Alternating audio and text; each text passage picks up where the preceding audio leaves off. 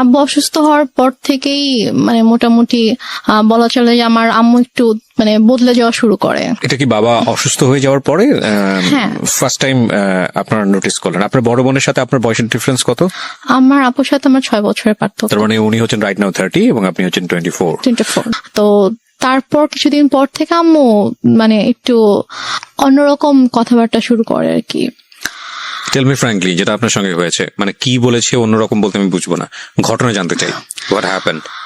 ঘটনা হচ্ছে আম্মু হঠাৎ করে একদিন আমাকে অনেক বাজে একটা প্রপোজাল দেয়। কি বলে? আম্মু আমাকে একদিন, আমি আমার রুমে ছিলাম, তো আমাকে এসে বলছে যে মানে একজনের নাম বলেছে যে অমুক বলেছে সে তোমার সঙ্গে তোমাকে সে 10,000 টাকা দিবে। Are you sure? জি। ফার্স্ট অফ অল আমি একটু থামাচ্ছি আপনাকে, বিকজ এটা এই লাইনগুলো আমি রেডিওতে প্রচার করিনি, আমি এখানে অনেক কিছু মিউট করে দিয়েছি, বিকজ আমি জানি আমার শ্রোতারা যেটা বোঝার দরকার বুঝে নিয়েছে এবং আমিও বুঝে নিয়েছি। কিন্তু আমার এখানে অনেক বড় কথা আছে এই কারণেই যে মা তো মাই। আমি বললাম তো আপনাকে, শেষ পর্যন্ত সে যাই করুক না কেন সে আমাদের কাছে সম্মানেরই থাকবে। কিন্তু এটা আপনার জীবনে ঘটেছে, সে কারণেই এটা জীবন গল্প। আমি আপনাকে আবারও সতর্ক করছি রেনুমা, জি, এই গল্পটা রেডিওতে এখন মানুষ শুনছে এবং আমাদের ইউটিউবে সারাটা জীবন এটা থেকে যাবে। হ্যাঁ, সো ইফ ইউ হ্যাভ, মানে আপনার এখনো চান্স আছে, আপনি যদি মনে করেন যে না আপনি যেটা বলেছেন সেটা আপনি উইথড্র করবেন, ইউ ক্যান উইথড্র দিস। হ্যাঁ, আমি দরকার হলে এই লাইন সবগুলো বাদ দিয়ে দিব, রেডিওতে প্রচার করব না। হ্যাঁ, যেভাবে এটা হয়েছে বা যা হয়েছে, যদি আপনি মিথ্যা বলে থাকেন, কারণ মা কিন্তু মাই। এবং একটা বড় জিনিস কি আমি বলি, সৃষ্টিকর্তা পৃথিবীতে আমাদেরকে সর্বশ্রেষ্ঠ যে উপহারটা দিয়েছেন সেটা হচ্ছে মা। হ্যাঁ, এবং পৃথিবীর একটা কথা আছে না, খুনি যদি সন্তান যদি খুন করে পৃথিবীর কোথাও জায়গা নেই, কিন্তু মায়ের আঁচলের নিচে সে জায়গা পায়। এমন একটা, আমি বলছি না যে খুন করে মায়ের আঁচলের নিচে জায়গা পায় মানে হচ্ছে মা খুব ভালো বা এরকম কোনো কিছু না, মানে আমি বলতে চাচ্ছি যে এত কোথাও যদি জায়গা না থাকে তাহলে এরকম একটা জায়গা আছে। এবং মায়ের ব্যাপারে আমাদের ধর্ম, ইসলাম ধর্ম যেটা বলে, সর্বোচ্চ রকম সহনশীল হতে বলেছে।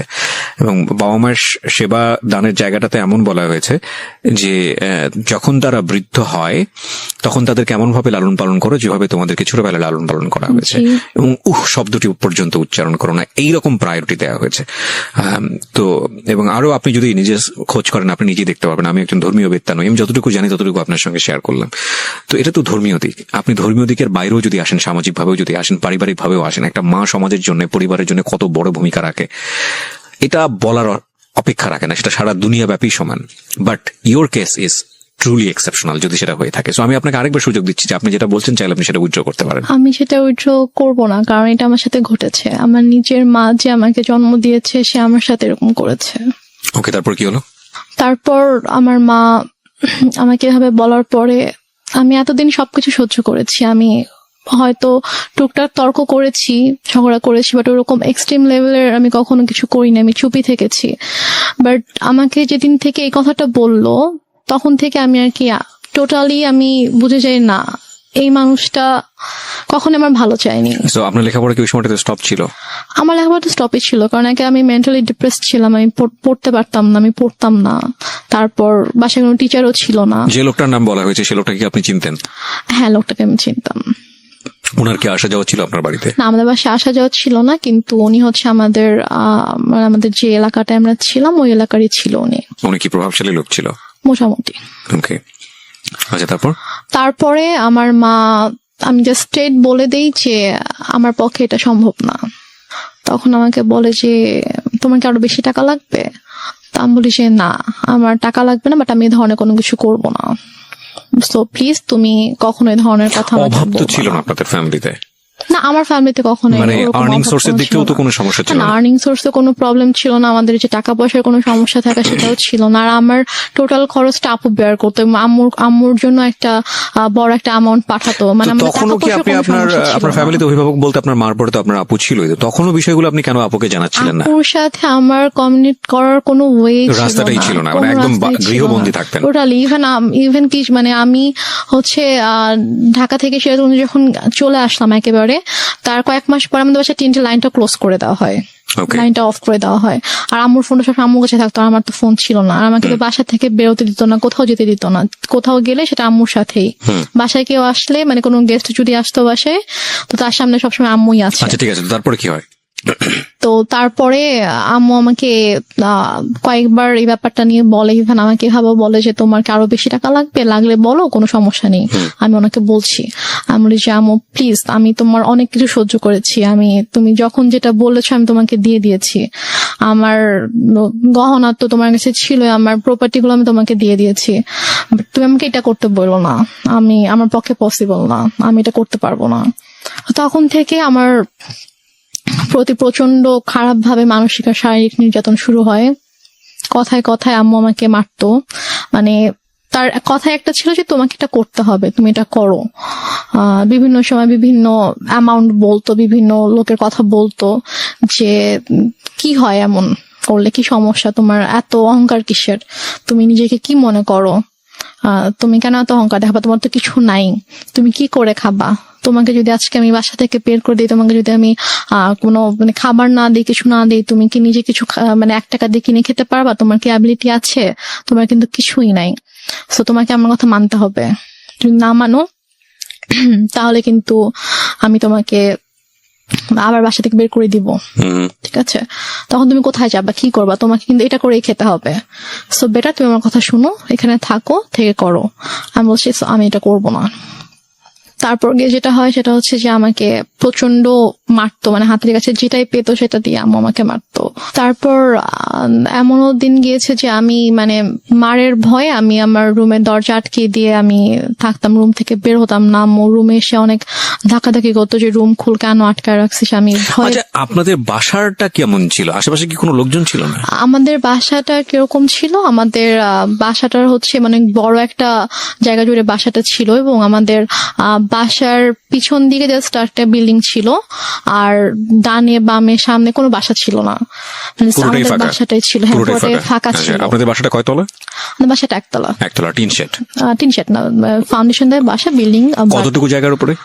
আমাদের বাসাটা অলমোস্ট 12 কাঠা জায়গার উপরে। 12 কাঠা জায়গার উপরে, so it's একটা huge. কর্নারে জাস্ট আমাদের বাসাটা। একটা কর্নার, এবং চারপাশে এটা বাউন্ডারি দেওয়া? হ্যাঁ, বাউন্ডারি দেওয়া। Okay. হ্যাঁ। তো তারপরে আমি রুম থেকে বের হতাম না। আম্মু আমাকে অনেক দরজার ভিতরে এসে লাথি দিত যে বের হ, বের হ, বের হচ্ছিস। মানে এগুলো মনিটর করে কেউ নেই, শোনারও কেউ না, নেই? কেউ নাই যে শুনবে ইয়া করবে। তো তারপর আমাকে আমি যখন বের হলাম, আমি জানি আমাকে বের হলে আমাকে মারবে, কোনো একটা কথা নিয়ে হয়তো আমার সাথে তর্ক আগেও কি করবে। গায়ে হাত তুলো, নাকি এই ঘটনার পর থেকে গায়ে তোলা শুরু হলো? গায়ে হাত তুলতো ছোটবেলা থেকে। আম্মু খুবই ওকে। ইয়া ছিল, আমি বলেছি তো, গায়ে হাত তোলা স্বভাব ছিল। বাট এটার পর থেকে আমি যখন মানা করতাম তখন থেকে খুব বেশি করে শুরু হয়েছে এটা। এমন হয়েছে যে আমি 1 দিন 1.5 দিন 2 দিন আমি না খেয়ে আমার রুমের ভিতরে বন্দি। আমি হয়তো ওয়াশরুম থেকে পানি নিয়ে পানি খেয়ে হয়তো আমি আছি, এরকমও হয়েছে। তো এক পর্যায়ে এভাবে চলতে থাকে। এভাবে চলতে চলতে 2014 সালের ফেব্রুয়ারিতে আমার ভাইয়া একদিন ফোন করে। দুলাভাই, জি, আমার দুলাভাই একদিন ফোন করে বলে যে আমি তো দেশে আসতেছি, তো আমি 7 দিনের জন্য দেশে আসবো, তো 2 দিন হয়তো আমি সিরাজগঞ্জে থাকবো, এটা বলে। তো তখন আর কি আমার আম্মু আমার জন্য টিচার রাখে, ফেব্রুয়ারিতেই টিচার রাখে, 2 জন টিচার রাখে, একজন হচ্ছে ম্যাথের জন্য আর একজন ইংলিশের জন্য। তো টিচার রাখার পরে তোমার তো পড়াশোনার সময় অফ ছিল? আমার তো অফ ছিল, আমি টোটালি পড়াশোনা করতাম, বাট আমি কলেজে ভর্তি হয়েছিলাম। মানে আমি 14তে হচ্ছে আমার মানে 13তে আমার বেসিক্যালি এইচএসসি দেওয়ার কথা, বাট আমি দেইনি। তো ওইটা আবার 14তে রেজিস্ট্রেশন করানো হয় যে 14তে দিব, বাট তারপর আমার পড়াশোনা টোটালি স্টপ ছিল। তো ফেব্রুয়ারিতে আমার ম্যাথের বই টই আর নোটস টোটস যা কিছু লাগবে এগুলো সবকিছু আম্মু কিনে দেয়, কিন্তু 2 জন টিচার রাখে, কারণ ভাইয়াকে তো শো করতে হবে যে সে আমাকে পড়াচ্ছে। তারপর ভাইয়া মার্চে আসার পরে, তো ভাইয়া ঢাকায় আসার 2 দিন পরে আমাদের বাসায় আসে, সিরাজগঞ্জে আসে। তো আসার পর আমি জাস্ট চান্সে ছিলাম যে আমি কখন একটু ভাইয়াকে একা পাবো, আমি কখন কথাগুলো ভাইয়াকে বলবো। তারপরে গিয়ে আমার মা হচ্ছে বাজারে যায়। ওই সময়টা আপনি শেয়ার করেন। হ্যাঁ, আমার ভাইয়া যেদিন আসে আমাদের বাসায় তার পরের দিন সকালে আম্মু নাস্তা দিয়ে দেন বলে যে তুমি ভাইয়াকে নাস্তা করো, আমি একটু বাজারে গিয়ে আমি একটু মাছ নিয়ে আসি। তো আম্মু যায়, যাওয়ার পরে এই ফাঁকে আমি ভাইয়াকে সবকিছু বলে দিই, মানে একদম আবু মারা যাওয়া থেকে শুরু করে আমার বিয়ে, ডিভোর্স, তারপরে পরের ঘটনাগুলো সবকিছু ভাইয়াকে বলি যে আমাকে এভাবে এভাবে অত্যাচার করতো। তারপর আমার মা, ওই যে আমি বললাম 2006 সাল থেকে স্টিল আমি যখন 2014-তে বাসা থেকে বের হয়ে আসি তার আগ পর্যন্ত আমার মায়ের যে আপত্তিকর ঘটনাগুলো সেগুলো বলেছো? সবকিছু আমি ভাইয়াকে জানাই। তো ভাইয়া তো শুনে খুবই শকড হয়ে যায় যে তুমি এতদিন কেন জানাও নাই। তো আমি বলি যে আমি এরকম সিচুয়েশন ছিলাম, জানাতে পারিনি। তো ভাইয়া তখন বলে ঠিক আছে, কোনো সমস্যা নেই, আমি ঢাকা যাচ্ছি, আমি ঢাকা যাওয়ার পরে তুমি জাস্ট চুপ থাকো, তুমি মানে বুঝতে দিও না যে তো আমি জানি, মানে তোমাকে মেরে ফেলবে, তোমার ক্ষতি করবে, তুমি জাস্ট বুঝতে দিও না যে আমি সবকিছু তুমি আমাকে বলেছো। ও ভাইয়া আসার আগে আবার আম্মু আমাকে বলে যে যদি কিছু কোনোভাবে জানাস তাহলে কিন্তু তোর খবর আছে, মানে আমাকে হুমকি দেয় যে কিছু জানালেই কিন্তু তোর খবর আছে। তো আমি তারপর তো আমি বলি। তো ভাইয়া ঢাকায় যাওয়ার পরে তো ভাইয়া কয়েকদিন পরে কানাডায় চলে যায়। তো যাওয়ার পরে আপুকে বলে ভাইয়া গিয়ে যে ওর সাথে এরকম এরকম করেছে আম্মা।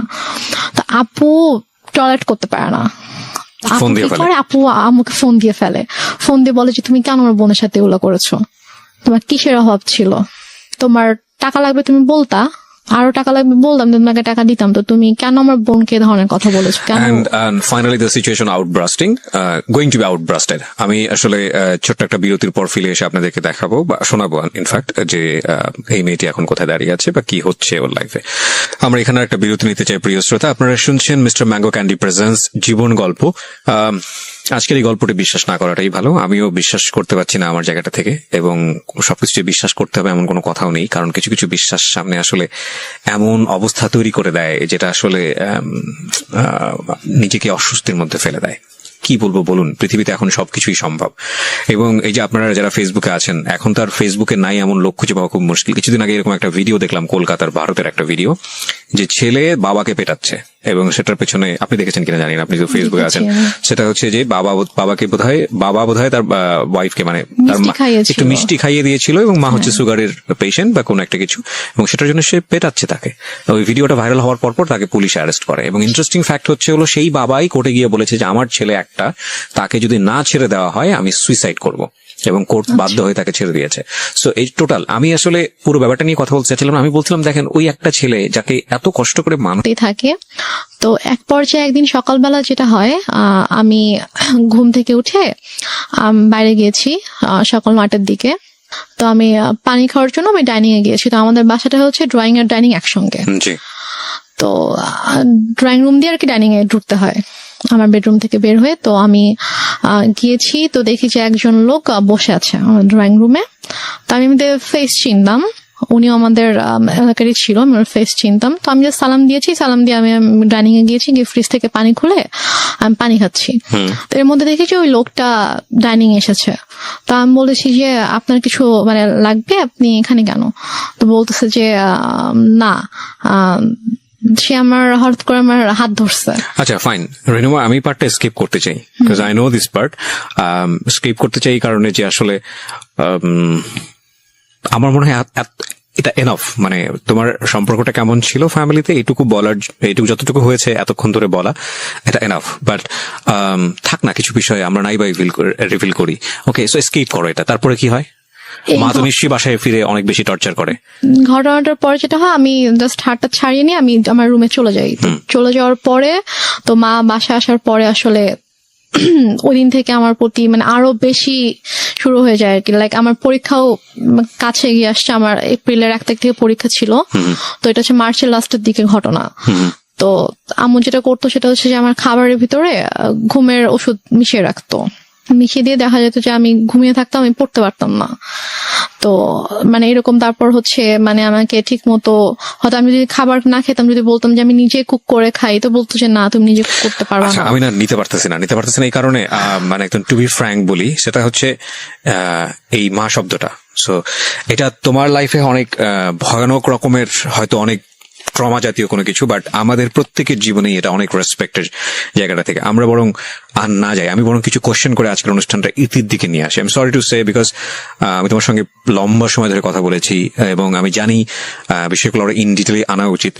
হয়তো অনেক শ্রোতাই আমার এই হঠাৎ করে থামিয়ে দেওয়ার বিষয়টা নিয়ে এসে অনেক বেশি মনক্ষুণ্ণ হবেন, কিন্তু আপনারা যতটুকু বোঝার বুঝে নেবেন। আমার মনে হয় যে এটা আসলে আর বেশি ইন ডিটেলে যাওয়ার দরকার নেই, বরং আমরা ওর সাহসের দিকগুলো আপনাদেরকে একটু দেখাই। সেটা হচ্ছে যে এক পর্যায়ে গিয়ে ফাইনালি তো আপনি সিদ্ধান্ত নিলেন যে না, আপনি আর এই বাসায় থাকবেন না। জি, সেটা কত সালে? সেটা আমার ভাইয়া যখন আমাকে চলে যায় তখন আমাকে বলে যায় যে তুমি জাস্ট পরীক্ষাটা শেষ করো, আমি এর মধ্যে সব ব্যবস্থা করব, তুমি পরীক্ষাটা শেষ করেই তুমি বের হয়ে যাবা। আচ্ছা, তোমাকে পরীক্ষাটা দেওয়াতাম না এখান থেকে, তোমাকে এখনই নিয়ে যেতে পারতাম, কিন্তু তোমার অলরেডি পড়াশোনায় 2 বছর গ্যাপ হয়েছে। তো তুমি যদি এখন আবার পরীক্ষাটা না দাও, তোমার দেখা যাবে আরো 2 বছর তোমার গ্যাপ যাবে। তো আমি চাই না যে তোমার লাইফ থেকে অনেক কিছু নষ্ট হয়েছে, তো আমি চাই না আরো 2 বছর তুমি নষ্ট করো। Okay. তো পরে সে হঠাৎ করে একদিন বলতেছে যে তুমি একবারে চলে আসো। তো বলছি আমি একবারে কেন চলে আসবো? বলতেছে যে না, এই ছেলের সাথে তোমার থাকতে হবে না। আমি বলছি যে মানে কি, আমি এই ছেলের সাথে কেন থাকবো না, কি হয়েছে? বলছে যে না, তুমি চলে আসো, আমি এই ছেলের সাথে সংসার করতে দিব না, তোমার ডিভোর্স করাই দিব। তুমি আসো, তুমি আসবা, পড়াশোনা করবা ঠিক মতো, আমার কাছে থাকবা, তুমি আসো। মানে হঠাৎ করে এই ধরনের কথা কেন হঠাৎ বল? করেই। আচ্ছা, তা আমি তখন বললাম যে আম্মু, তুমি নিজেই তো আমাকে বিয়ে দিয়েছো, তুমি নিজেই তো রাখতে চাওনি আমাকে, তাহলে এখন যেহেতু আমার একজনের সাথে বিয়ে হয়েছে, আমি এখানে সাথে একটা ফ্যামিলির সাথে আমি অ্যাড হয়েছি এবং তার সাথে আমার ধীরে ধীরে ওরকম ভালো একটা বন্ডিং তৈরি হয়ে গিয়েছে, ওর ফ্যামিলি সবার সাথে আমার একটা ভালো বন্ডিং তৈরি হয়ে গেছে, এখন তো তুমি এটা বলতে পারো না। তো সে আমাকে নানাভাবে ফোর্স করতে থাকে। তো সে এর মাঝে সে যেটা করে, সে শেরগঞ্জ থেকে ঢাকায় আসে। তো ঢাকায় এসে সে আমার শ্বশুর বাড়িতে অনেক হাঙ্গামা ক্রিয়েট করে ফেলে। লাইক সে এসে চিল্লি করতেছে যে আমার মেয়েকে আমি নিয়ে যাব, তোমরা কেন আটকায় রাখছো, তোমরা আমার মেয়ের ব্রেন ওয়াশ করছো, আমার মেয়েকে নিয়ে যেতে দাও, আমার ছোট মেয়ে, বাচ্চা মেয়ে, আমি ওকে তোমাদের কাছে রাখবো না, এগুলো বলতে থাকে। আমি তো যাব না, আমাকে অনেক ফোর্স করতে থাকে, তুই চল, আমার হাত ধরে টেনে বাসা থেকেও বের করে নিয়ে যায়, দরজা খুলে আমাকে বাইরেও বের করে নিয়ে যায় যে তুই চল, তোকে আমি এখানে থাকতে দিব না। তারপর গিয়ে আমার শাশুড়ি, তারপর আমার যা, ওরা গিয়ে আর কি আমাকে নিয়ে আসে যে আন্টি এরকম করেন না, বসেন শান্তভাবে আমরা কথা বলি। তো সে কোনোভাবে শান্ত হয় না, সে জাস্ট একটাই কথা, আমার মেয়েকে আমি রাখবো না। তারপর সে বলে যে না, আমরা তো ওকে যেতে দিব না। তো সে অনেক তর্কাতর্কির পরে সে রাগ করে বাসা থেকে বের হয়ে যায়। বেরোর সময় বলে যায় যে এনি হাও আমি আমার মেয়েকে নিয়ে যাব। দেখো, একটা কথা বলি রেহনুমা, আমি তুমি করে বলে ফেললাম কারণ তুমি আমার বয়সে অনেক জুনিয়র হবা। একটা যেটা হচ্ছে যে গল্প না বিশ্বাস করার জন্য একটা মজবুত ভিত্তির প্রয়োজন হয়। একটা হচ্ছে যে তোমার মা নিজেই ইন্সপায়ার হয়ে বিয়ে দিচ্ছে। বিয়ের কয় মাসের পরের এই ঘটনা? বিয়ের হচ্ছে 3 মাস পর। বিয়ের 3 মাসের মধ্যে এমন কি ঘটলো যে সেখান থেকে আবার তোমাকে নিয়ে আসতে চাচ্ছে? আমি গল্পটা তো বিশ্বাস করতে হবে সামহাও। এটা ভাই আমি কথা বলতে থাকলে আপনি যখন আমার পুরো গল্পটা শুনবেন তখন আমি হয়তো বুঝতে পারবো, শেষ পর্যন্ত যখন আপনি শুনবেন তখন আপনি বুঝতে পারবেন যে প্রথম থেকে শেষ পর্যন্ত, আমার বাবার মৃত্যু থেকে একদম আমার শেষ পর্যন্ত, আজকের দিন পর্যন্ত কি ঘটেছে, কেন ঘটেছে, এটা আপনি নিজেই বুঝতে পারবেন। ফাইন। সো প্রিয় শ্রোতা, আমার মনে হয় একটু ধৈর্য ধরে আপনারা শুনুন। ওকে, বল তারপর। তো তারপরে আম্মু ওখানে এসে সিনকেট করার পর আমরা সবাই আর কি মানসিকভাবে একটু আপসেট হয়ে পড়ি। তো তারপর আর কি আমার শাশুড়ি বলে যে চলো আমরা কিছুদিন ঢাকার বাইরে থেকে ঘুরে আসি। তো আমার শ্বশুর বাড়ি ছিল ফেনীতে। তো তারপর আমরা ফেনীতে যাই, আমি কখনো যাইনি বিয়ের পরে ওদের গ্রামের বাড়িতে। তো তারপর আমাকে ফেনীতে নিয়ে যায়, আমি আমার হাজব্যান্ড, শ্বশুর শাশুড়ি, আমরা সবাই যাই। তো যাওয়ার পর ওখানে মোটামুটি ছোটখাটো একটা অনুষ্ঠানের মতো করে আর কি, বউ দেখানোর জন্য। তো তারপর ওখানে আমি আমার শ্বশুর শাশুড়ির সাথে 15 দিনের মতো ছিলাম। তো এর মাঝে যেটা হয়, আম্মু ওদের সব রিলেটিভস লাইক ওর চাচা, চাচি, মামা, খালা, ফুপু, যত রিলেটিভ আছে সবার নাম্বার কিভাবে কালেক্ট করে ফেলে। কালেক্ট করে সবাইকে ফোন দিয়ে সে বলে যে শাহেদ ভালো না, আমার মেয়ে, ছোট একটা বাচ্চা মেয়েকে ও বিয়ে করছে, বিয়ে করে এখন ওকে টর্চার করতেছে, ওকে মারতেছে। তারপর আমার হচ্ছে চাচা শ্বশুরের ছেলেকে ফোন দিয়ে বলে যে উনি হচ্ছে পুলিশের ডিআইজি। তো ওনাকে ফোন দিয়ে কমপ্লেন করে যে আপনার ভাই আমার মেয়েকে টর্চার করে, আমি তো আপনাদের নামে মামলা করব। তো স্বাভাবিকভাবে সে যেহেতু মানে আইনের একজন তো সে বলে যে আমি যতটুকু জানি আমার ভাই এরকম কিছু করার কথা না, ঠিক আছে আপনি যেহেতু আমার কাছে কমপ্লেন করেছেন আমি ব্যাপারটা দেখবো। তো উনি তারপর আমার হাজবেন্ডকে আমার শ্বশুর শাশুড়িকে মানে কথা বলে, ওনার সাথে কথা বলে বলে যে কি হয়েছে, তখন বলতেছে যে তুমি তো আমাদের কথা বিশ্বাস করবো না, তুমি বৌমার থেকে শুনো যে মানে আমাদের কোনো দোষ নেই অথবা আমরা কিছু করি নাই, ওর মাই এরকম সিন ক্রিয়েট করতেছে, ওর মা একটু অন্যরকম, ওর মাই এরকম ঝামেলা করতেছে, আমাদের ওর থেকে শুনো। তো ভাই আমার সাথে কথা বলে, বলার পর ভাইয়াকে বলি যে ভাইয়া এরকম কোনো সমস্যা নেই, শাহেদ আমার সাথে কোনো খারাপ ব্যবহার করেনি, আমাকে কখনো মারেনি, আর ওর সাথে আমার অনেক ভালো সম্পর্ক, কিন্তু আম্মু চাচ্ছে না যে আমি ওর সঙ্গে থাকি, এই জন্য আম্মু এরকম সিনক্রিয়েট গুলো করছে, আপনি কিছু মনে করেন না, আমি খুবই সরি আমার মার পক্ষ থেকে। এবং ওদের ফ্যামিলি সবার কাছে আমি খুব মানে সরি বলি যে আমার জন্য আপনাদেরকে এত কিছু সহ্য করতে হচ্ছে, মানে ওদের কাছে কন্টিনিউয়াসলি সবার থেকে ফোন আসতে থাকে, ওদের সব রিলেটিভসরা ওদেরকে ফোন দেয় যে কি তোমরা নাকি বউ আটকে রেখে বউকে পিটাচ্ছ।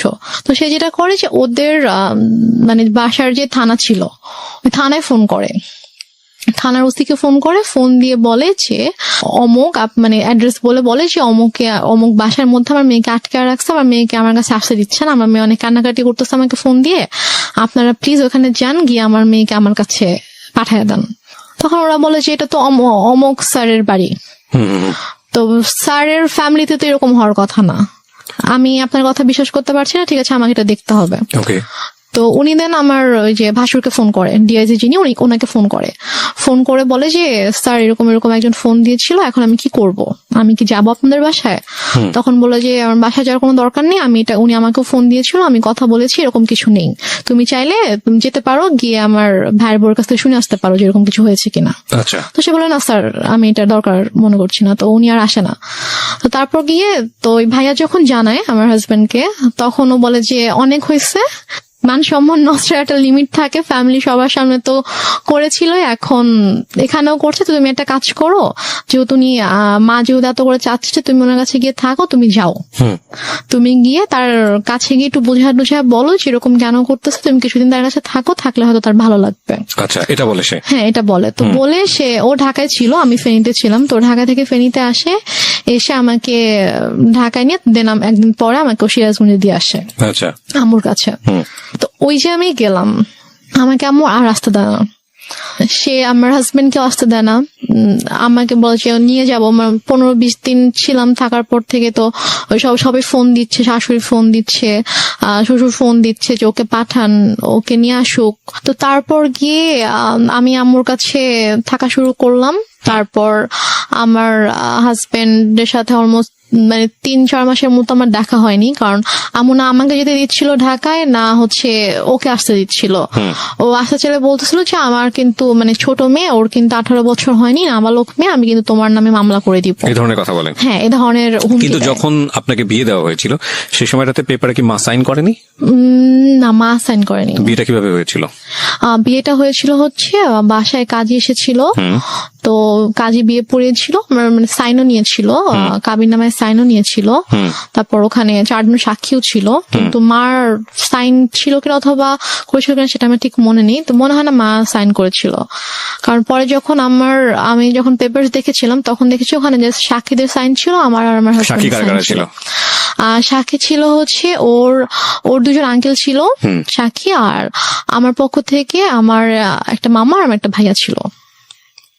ফাইন, এখানে একটা বিষয় জড়িত আছে, ওর ফ্যামিলি থেকে কি লোকজন এখানে এসেছিল? হ্যাঁ। তোর ফ্যামিলির পক্ষ থেকে ওর বাবা মা কেউ সাইন করেনি পেপারে? না, ওর বাবা মা আসেনি বিয়েতে। কেন আসেনি?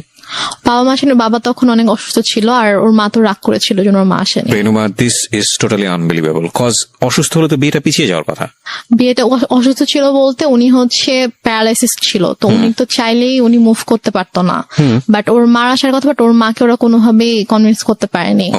তো ওর ভাই বোন, তারপর হচ্ছে ওর আঙ্কেল আন্টিরা সবাই এসেছিল। তো ওই ফার্স্ট রিলেটিভ যে হয় তারই তো সাইন করার কথা ডকুমেন্টসে। দেনমোহর কত ছিল? দেনমোহর আমার ঠিক মনে নাই, সম্ভবত 5 লাখ ছিল। আপনার ফার্স্ট বিয়ে অথচ আপনার দেনমোহরটা মনে নাই, এটা মানুষ কিন্তু সহজভাবে নিবে না, কারণ it's a very sensitive story, that's why I am asking. এবং আপনার পক্ষ থেকে তো আপনার মার অবশ্যই সাইন থাকার কথা, যেহেতু আপনার মা ইন্সপায়ার করছে বিয়েটা দেওয়ার জন্য, সো ওনারও সাইন নাই, তার মানে লজিক্যালি যদি আমি যাই তাহলে এখানে ওনার বিয়েতে মত ছিল না, এটা প্রথম থেকেই বোঝা যাচ্ছে, যদিও আপনার কথা অনুযায়ী বিষয়টা একদম ডিফারেন্ট। ওকে, 3 মাসের মধ্যে এত বড় কি ঘটনা ঘটে গেল যে কারণে মা তাকে নিয়ে আসবে, যেটা আমি আপনি একটু আগে বলেছেন যে পুরো গল্পটা শুনলে হয়তো বা জিনিসটা পুরোটা বুঝতে বোঝা যাবে। পারবেন আপনি। ওকে, সো আমাদের এখানে একটা ডিলেমা তৈরি হচ্ছে প্রিয় শ্রোতা, বাট আমরা এখনই কোনো রেজাল্টে না যাই, আমরা বরং একটু সামনের দিকে যাই, দেখি লজিক্যালি মেলে কিনা। হ্যাঁ, তারপর কি হলো? তারপরে হচ্ছে আমার ওদের ফ্যামিলি থেকে সবাই আম্মুকে ফোন করতো, আম্মুকে বোঝানোর চেষ্টা করতো যে আমরা আসি, সামনাসামনি কথা বলে ঠিক করার চেষ্টা করি যে দেখি ঠিক হয় কিনা, আপনি কেন এরকম করছেন। তো বাট আম্মু বলেছে আমি এই বিষয়ে কোনো কথাই বলবো না, মানে একটাই কথা ছিল তার যে আমি আমার মেয়েকে সংসার করতে দিব না, আমি আপনার ছেলের সাথে রাখবো না। ওকে, তো এদিকে আমার সাথেও কথা বলতে দিত না, লাইক আমার ফোন আম্মু আমার থেকে নিয়েছিল, আমার ফোন আমার কাছে রাখতে দিত না। আমার হাজবেন্ড ফোন করতো আম্মুর ফোন করলে আমাকে কখনো দিত কখনো দিত না। তো আমি অনেক কান্না করতাম, আমার মন অনেক খারাপ থাকতো যে আমি ওখানে যেতে চাই। আমি আম্মুকে অনেক ইভেন আমি আম্মুর মানে পায়ে ধরেও কান্না করেছি, আম্মু তুমি কেন এরকম করছো আমাকে বলো।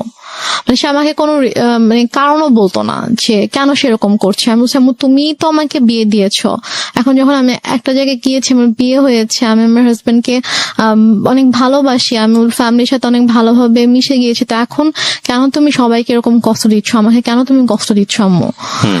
যাই হোক, তারপরে গিয়ে আম্মু যেটা করলো যে ওদের সাথে অনেক কথাবার্তা যখন হলো, ও অনেক বার রিকোয়েস্ট করলো, তো বলো ঠিক আছে তুমি সিরাজগঞ্জ আসো, এসে ওর সঙ্গে দেখা করে যাও। ওকে, তো দেন আমার হাজবেন্ড অলমোস্ট 4 মাস পরে আমাদের বাসায় আসে, সিরাজগঞ্জে আসে। তো এসে সে আমার সঙ্গে দেখা করে, তো তখন আম্মুর সাথে কথা বলে। ও আর আমি দুজনে আম্মুর কাছে গিয়ে আম্মুর পায়ের কাছে বসে আম্মুকে বলি যে ও বলে যে আম্মু আপনি কেন এরকম করতেছেন, বলেন আপনি মানে আমি কি কোনো দোষ করেছি অথবা আমার কোনো ভুল হয়েছে যে আপনি কেন ওকে আমার থেকে দূরে রাখতেছেন, আপনি কেন এরকম করতেছেন। আম্মু বলে যে না আমি কোনো কথা শুনবো না, আমি তখন ভুল করছি, আমার বাচ্চা মেয়েকে বিয়ে দিছি, এখন আমি বুঝতেছি যে আমার ছোট একটা মেয়েকে এভাবে এত কম বয়সে বিয়ে দেওয়া উচিত হয়নি। এখন আমি চাই সে পড়াশোনা করবে, পড়াশোনা শেষ করবে, করে এস্টাবলিশড হবে, দেন সে চাইলে তার পছন্দ অনুযায়ী কাউকে বিয়ে করবে, কিন্তু আমি যেটা ভুল করেছি আমার সেই ভুলটা শুধরাতে হবে। সে ওর সাথে সায়দার সাথে অনেক রুড বিহেভ করে। আপনি কি করেন ওই সময়টাতে? আমি জাস্ট তখন আমি ওকে নিয়ে আমার রুমে চলে আসি, এসে বলি যে তুমি এখান থেকে চলে যাও, এভাবে অপমানিত হওয়ার কোনো মানে হয় না, তুমি চলে যাও, তোমার আশা লাগবে, আমি আম্মুকে বুঝাতে পারি, আমি চলে আসবো। আপনাদের আর কোনো আত্মীয়স্বজন ছিল না আশেপাশে যারা আপনাদেরকে বিয়ে দিয়েছে, তারা কোনো স্টেপ নিচ্ছিল না? কেউ তো কিছু জানতো না, আর আপুর সাথে তো আমার টোটালি কথাবার্তা ওরকম কথা হতো না, কারণ আপুকে আম্মু বলেছিল যে আম্মু আমাকে বিয়ে দেয়নি, আমি নিজের ইচ্ছে বিয়ে করেছি, এবং আমি পালিয়ে গিয়েছিলাম, সেখান থেকে আম্মু আমাকে নিয়ে এসে আমাকে বিয়ে দিয়েছে। ওকে, ওই জন্য আপু রাগ করে আমার সাথে কথা বলতো না আর কি। আর আমি যে তারপরও যে আমি কারো কাছে হেল্প চাইবো অথবা ফোন করবো, এটা আমার ছিল না। আমি যে কোথাও একা একা বাসা থেকে বের হয়ে আমি যে কারো কাছে একটা যাবো, গিয়ে যে আমি খুলে বলবো ঘটনা, অথবা আমি যে বাসা থেকে পালিয়ে চলে যাবো ঢাকায়, ওইরকম তখন হয়তো আমি অনেক ছোট ছিলাম, ওরকম কোনো সাহস আমার ছিল না, অথবা আমি যে যাবো এরকম কোন একটা সিচুয়েশন ছিল না। কারণ ফাইন, আমরা এই পার্টটাতে কিছু জিনিসের সমাধান পাচ্ছি না, cause it's one kind of mystery.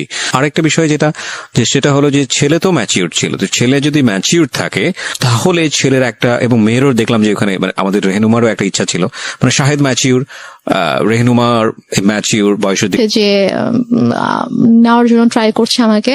তো তখন আম্মু ওকে একটা শর্ত দেয়, আমার হাজবেন্ডকে একটা শর্ত দেয়, এবং আমার আম্মু জানে যে এই শর্তটা কখনোই ও মানবে না। শর্তটা ছিল হচ্ছে যে ও বলে যে তুমি যদি রেনুমাকে নিয়ে থাকতে চাও তাহলে তোমাকে আলাদা থাকতে হবে। আলাদা থাকতে হবে তোমার ফ্যামিলি থেকে? হ্যাঁ, আচ্ছা, তোমার ফ্যামিলি থেকে আলাদা থাকতে হবে, তুমি ওকে নিয়ে তুমি আলাদা একটা বাসা নিবা, তুমি তোমার আব্বু আম্মু তোমার ফ্যামিলির সাথে থাকবা না, এবং তোমার আব্বু আম্মু কখনো তোমার বাসায় আসবে না। আমি বলছি যে এটা কেমন কথা। তো বলে যে আপনি যদি ওকে নাও দেন তারপর আমি কখনো বাবা মাকে ছেড়ে আমি আলাদা বাসায় যাবো না, কারণ আমার বাবা মা আমার কাছে অবশ্যই আগে। আর প্লাস ঠিক আছে আপনি তো ওকে এখন আটকাচ্ছেন এটা বলে যে হ্যাঁ ওর তো এখন বয়স হয়নি, ওর ছোট, আপনি মামলা করতে পারবেন, বাট ও যখন ম্যাচিউর হবে, ওর যখন বয়স হবে তখন তোকে আপনি আটকাতে পারবেন না। এবং আমি জানি যে আমি যেরকম ওকে ভালোবাসি ও আমাকে ভালোবাসে, এবং আশা করি যে ইনশাল্লাহ যখন সময় হবে তখন আমি আমার ওয়াইফকে আপনার থেকে নিয়ে আসবো। বাট আমি আমার বাবা মাকে ছেড়ে থাকতে পারবো না, এটা আমি করতে পারবো না। ওকে।